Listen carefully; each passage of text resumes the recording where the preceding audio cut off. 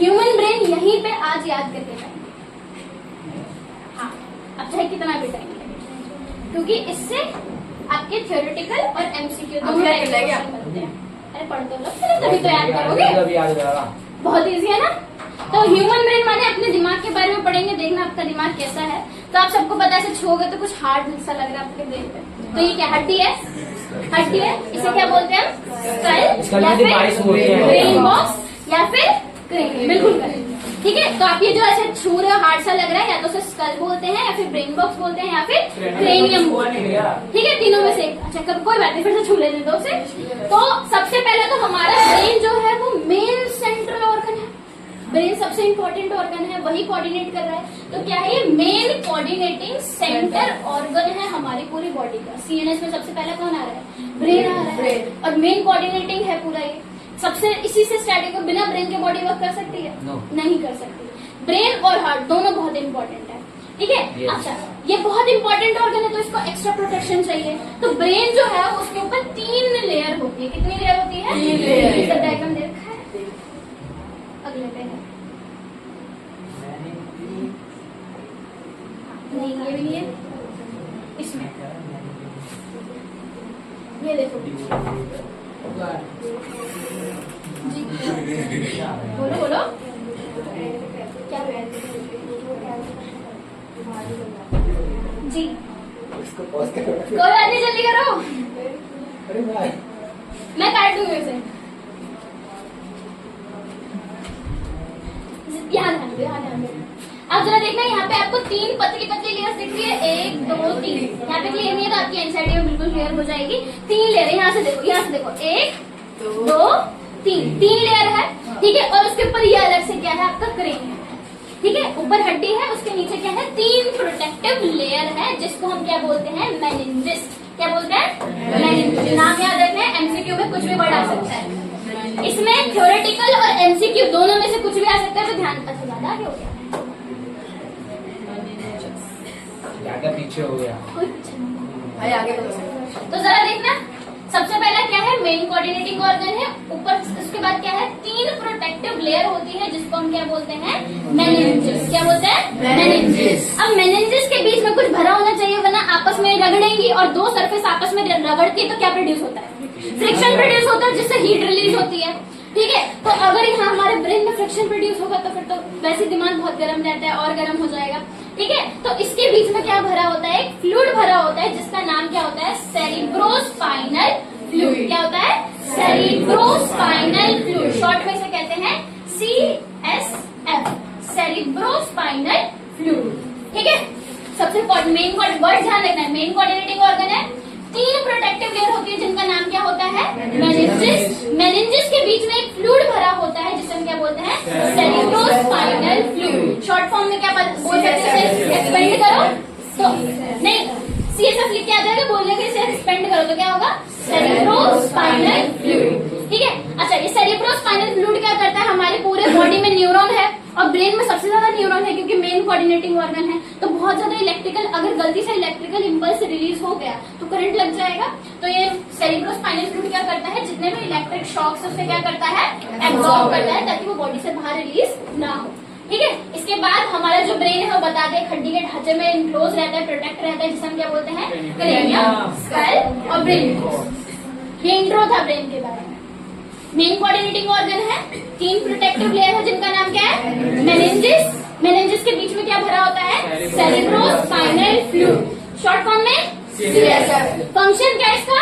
Electric shocks को absorb करना। ठीक है, जो हमारा ब्रेन है वो किसमें प्रोटेक्टेड रहता है? क्रेनियम, स्कल या फिर ब्रेन बॉक्स। अब जो हमारा ब्रेन है वो 3 पार्ट में डिवाइड होता है। पहला क्या है? फोर ब्रेन, दूसरा मिड ब्रेन, तीसरा हिंड ब्रेन, हाइंड ब्रेन, कुछ भी बोल सकते हो। इससे एमसीक्यू आता है, इससे थ्योरेटिकल और एमसीक्यू दोनों आता है, तो इसे ध्यान रखना, इसे याद करते हुए चलेंगे। पहला क्या है? फोर ब्रेन, दूसरा मिड ब्रेन, तीसरा हाइंड ब्रेन। ठीक है, हाइंड बोलो, फिर बोलो, कुछ भी बोलो। तो स्टार्ट करने किससे करने जा रहे हैं? फोर ब्रेन से स्टार्ट करने जा रहे हैं। अब फोर ब्रेन जो है वो किससे मिलके बना होता है? कंपोज्ड का मतलब है जिससे मिलके बना हुआ है। तो फोर ब्रेन किससे मिलके बना हुआ है? सेरेब्रम। देखो ये सेरेब्रम है, अभी एक और आएगा सेरेबेलम, तो कंफ्यूज मत होना। बस ये याद रखना कि ABC से स्टार्ट है, वो भी सी से स्टार्ट होगा। इससे एक चीज याद करो, अरे राइटिंग हो जाएगी ना। तो फोरब्रेन किससे मिलकर बना है? सेरेब्रम। सेरेब्रम हमारे पूरे ब्रेन का सबसे लार्जेस्ट पार्ट है। क्या है? Largest part. मेन एमसीक्यू मिल गया। सेरेब्रम पूरे ब्रेन का क्या है? सबसे लार्जेस्ट पार्ट है। ठीक है, अब अगर आप ध्यान से देखोगे यहाँ पे तो हम तो लंच मीटिंग करते थे पहले।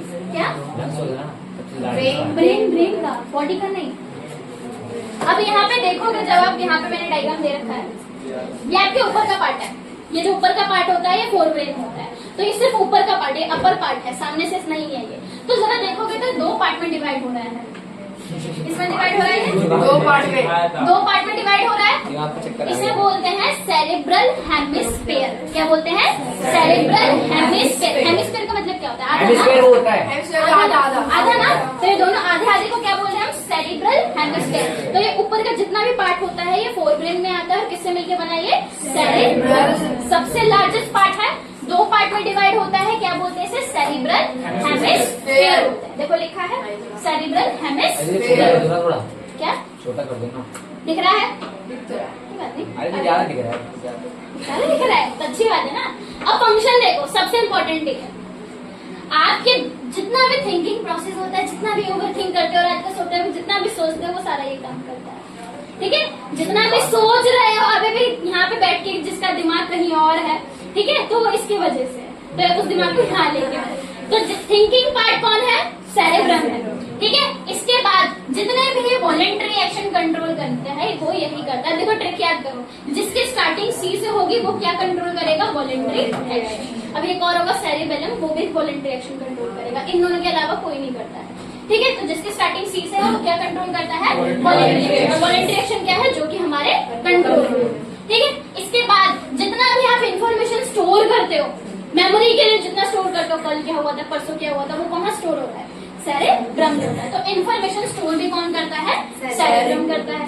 इसके बाद सेंसरी न्यूरॉन से जो भी इन्फॉर्मेशन आती है, इन्फॉर्मेशन लेके आ रही है ना, जैसे आप सब सुन रहे हो, मेरी आवाज सुन रहे हो, तो इन्फॉर्मेशन लेके कौन जा रही है? ब्रेन में, सेंसरी न्यूरॉन। तो इन्फॉर्मेशन जहाँ कहाँ पे रही है?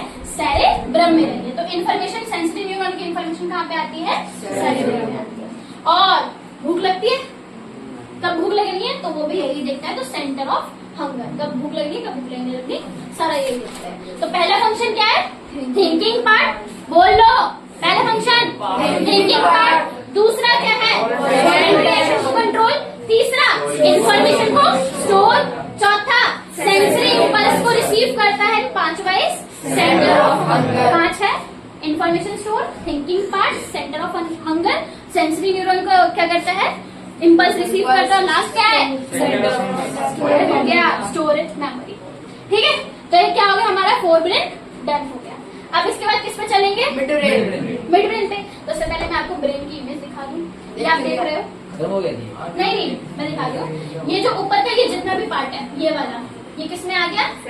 फोरब्रेन में। फोरब्रेन में कौन है? सेरेब्रम। अब यहाँ पे ये पार्ट देख रहे हो, ऐसा कुछ यहाँ पर ये आपका क्या है? Mid brain. मिड मतलब क्या है? बीच में ना। तो बीच में क्या आ गया आपका? मिड ब्रेन, जो कि किससे मिलकर बनता है? हाइपोथैलेमस। और इसके नीचे जो भी आएगा वो हाइंड ब्रेन होगा।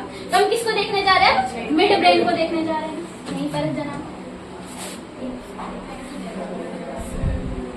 इसके फंक्शन नहीं देखेंगे, याद करेंगे। मिड ब्रेन किससे मिलकर बनता है? हाइपोथैलेमस। किससे? हाइपोथैलेमस। अब हाइपोथैलेमस जो है, अभी हम आगे पढ़ेंगे। हमारे ग्लैंड सुना है? ग्लैंड प्रोसेस में ग्लैंड सुना था? क्या होता है ग्लैंड? जो कुछ ना कुछ रिलीज करता है, बॉडी के फंक्शन में हेल्प करता है। सारे ग्लैंड को कौन कंट्रोल करता है? पता है किसी को? पिट्यूटरी ग्लैंड कंट्रोल करता है। जिसे नहीं पता कोई बात नहीं, अभी हम पढ़ेंगे, आगे ही पढ़ेंगे। हमारी बॉडी में अलग अलग ग्लैंड्स होते हैं, हमने लाइफ प्रोसेस में पढ़ा था। ठीक है, आपने वहाँ पे पेनक्रियास ग्लैंड सुना था, सलाइवरी ग्लैंड सुना था।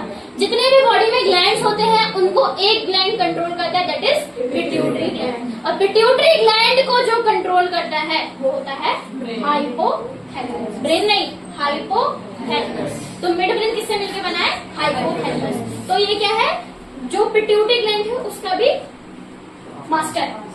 तो मिड ब्रेन जो है वो किससे मिलकर बना है? हाइपोथैलेमस से। अब बीच में सेंटर में है, ठीक है, तो कहाँ पे है ये? Base of the cerebrum. जहाँ पे सेरेब्रम एंड हुआ है उसके बेस पे ही है। उसके नीचे, बेस मतलब क्या है? नीचे। तो सेरेब्रम जहाँ पे एंड हुआ है उसके नीचे ही क्या प्रेजेंट है, हाइपोथैलेमस प्रेजेंट है। और इसका मेन फंक्शन क्या है, फोर ब्रेन और हाइंड ब्रेन को क्या कर रहा है, कनेक्ट करके रखता है। तो फोर ब्रेन और हाइंड ब्रेन को क्या कर रहा है, कनेक्ट करके रखता है। अब मेन पार्ट फंक्शन, स्लीप और वेक साइकिल को कंट्रोल करता है। What is sleep and wake cycle? Sleep मतलब सोना, सोना और वेक मतलब वेक साइकिल मतलब तो आपको पता होना चाहिए, नहीं पता तो कोई बात नहीं। हमारी बॉडी में स्लीप और वेक साइकिल बनती है। आप कभी भी सो के उठ जाओ, कभी भी सो जाए, ऐसा कुछ नहीं होता। कभी होता नहीं, वो एक्स्ट्रा हो रहा है।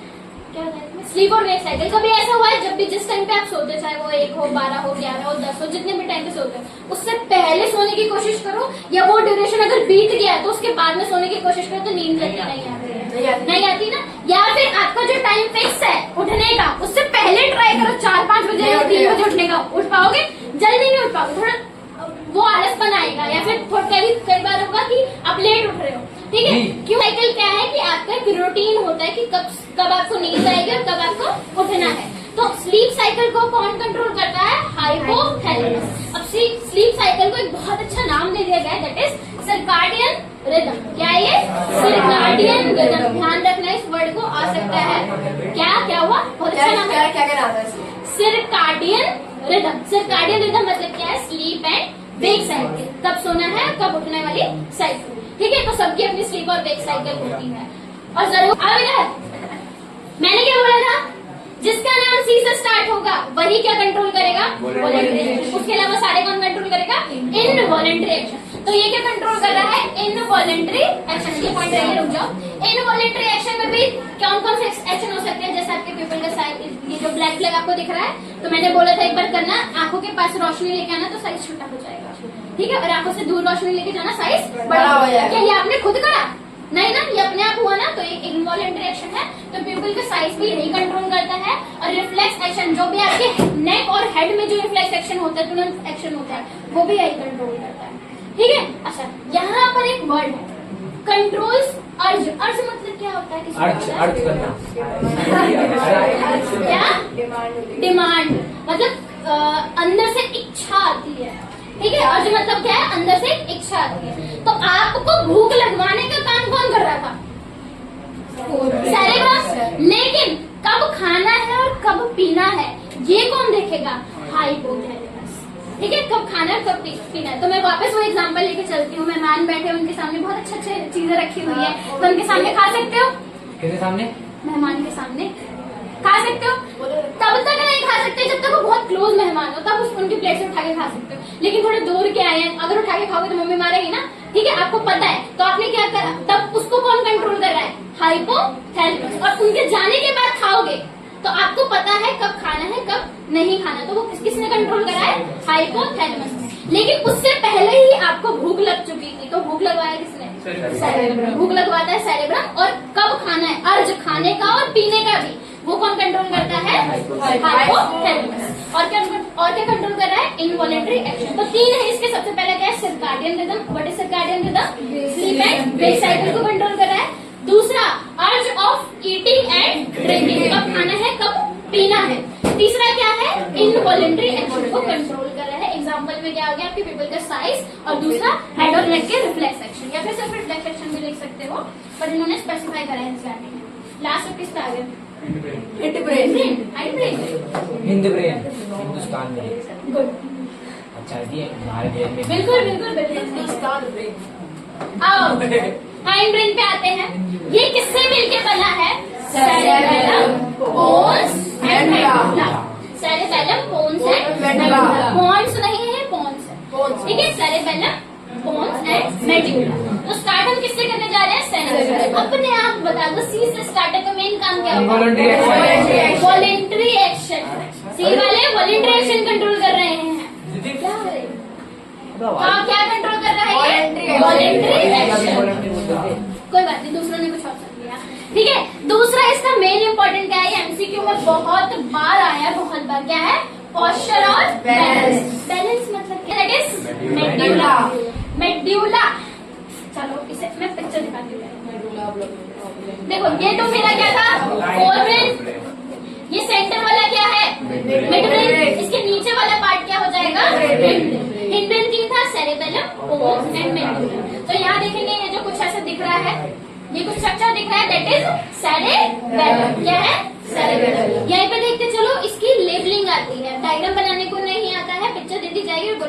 ये नाम लिखो इसका, ठीक है। तो ऐसा कुछ स्ट्रक्चर दिख रहा है आपको, तो ये क्या है आपका सेरेबेलम है, ठीक। यहाँ पे कुछ आपको फूला सा लग रहा है, आपको स्वेल सा लग रहा है, दैट इज पॉन्स। और यहाँ से एक लंबी सी एक्सटेंशन जा रही है, दैट इज मेड्यूला। अब याद करो जब मैं स्पाइनल कॉर्ड बता रही थी तो मैंने बताया था ब्रेन की ये एक्सटेंशन क्या बनाती है, स्पाइनल कॉर्ड, तो वो क्या है मेड्यूला। मेड्यूला ही लंबा सा खिंचा हुआ जा रहा है, वही आगे क्या बना रहा है, तो ये रहा आपका सेरेबेलम। यहाँ पे फूला सा पार्ट क्या है आपका पॉन्स, और नीचे जो एक्सटेंशन जा रही है दैट इज मेड्यूला। ये भी ध्यान रखनी है। तब बात किसकी कर रहे हैं हम, मेड्यूला। मेड्यूला अच्छा देखो, वॉलेंट्री कंट्रोल करेगा इनवॉलेंट्री, वॉलेंट्री सिर्फ दोनों सेरेब्रम और सेरेबेलम वाले करते हैं, तो ये कौन सा कंट्रोल करेगा, इनवॉलेंट्री। इनवॉलेंट्री में भी कुछ ध्यान रखना है, एमसीक्यू में आ सकते हैं। मेन क्या कंट्रोल करता है, ब्लड प्रेशर कंट्रोल में नहीं होता। सलाइवेशन मतलब आपके माउथ में कब सलाइवा आना है। दूसरा कफिंग, कब आपको कफिंग होती है, कब जो आता है खुद लेके आते कफ नहीं ना, और क्या है ये मेन है आपके एमसीक्यू में आए हुए हैं। इनवॉलेंट्री एक्शन में blood, BP, salivation, coughing and vomiting. इसके अलावा अभी मैंने बताया ब्रेन का स्टेम, ब्रेन का स्टेम मतलब कि वो जो लंबा सा पार्ट जो खींच रहा है उसे हम क्या बोल रहे हैं, ब्रेन का स्टेम। और आगे जाके उसे क्या बोलेंगे, स्पाइनल कॉर्ड। तो यही आगे जाके क्या बनाता है, स्पाइनल कॉर्ड। ब्रेन स्टेम भी बोलते हैं, आगे जाके स्पाइनल कॉर्ड बना रहा है। इनवॉलेंट्री एक्शन को कंट्रोल कर रहा है, जैसे BP, salivation, coughing and hiccups.